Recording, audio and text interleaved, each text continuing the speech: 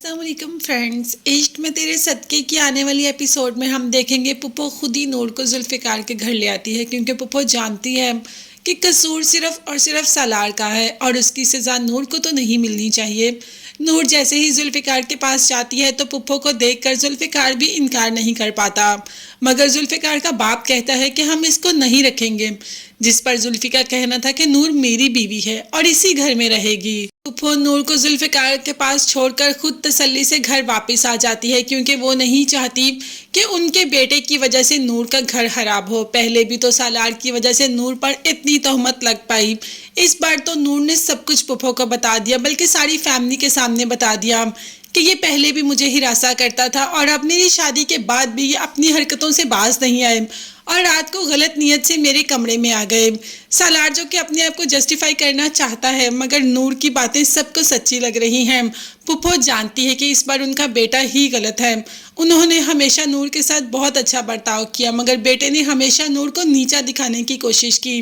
अब जब नूर की जिंदगी में जुल्फ़िकार आ चुका है तो सालार अभी भी नूर का पीछा नहीं छोड़ रहा। पुप्पो के जाते ही जुल्फ़िकार ने नूर का हाथ पकड़ा और धकेलते हुए उसे हूर के कमरे में ले जाता है और वहां पर बंद कर देता है कि जो चीज़ें मुझे पसंद आती हैं वो इस कमरे में रहती हैं, तुम भी आज के बाद इस कमरे में रहो, और खुद वहां से चला जाता है और सबको ये कह भी जाता है कि कोई दरवाज़ा नहीं खोलेगा।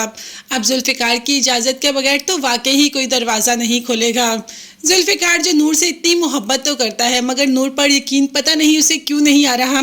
क्या वो सालार को जानता नहीं? वो नहीं जानता कि शादी से पहले भी सालार नूर के साथ क्या कुछ कर चुका है, और वो जुल्फ़िकार ही था जिसने सालार के चुंगल से नूर को बचाया। तो फिर अब दोबारा सालार अपनी उन्हीं हरकतों पर आ गया और जुल्फ़िकार भी नूर का साथ नहीं दे रहा। तो बताओ नूर का क्या होगा?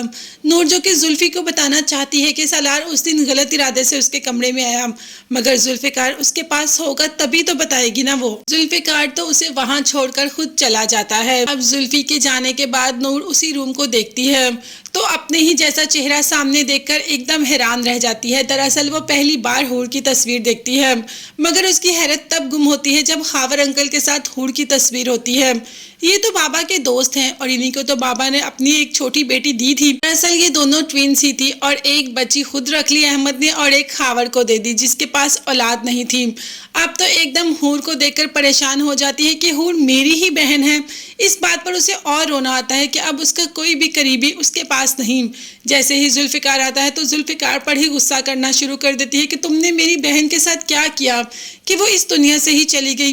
अब जुल्फ़िकार हैरत में आ जाता है कि ये हूर को अपनी बहन क्यों कह रही है।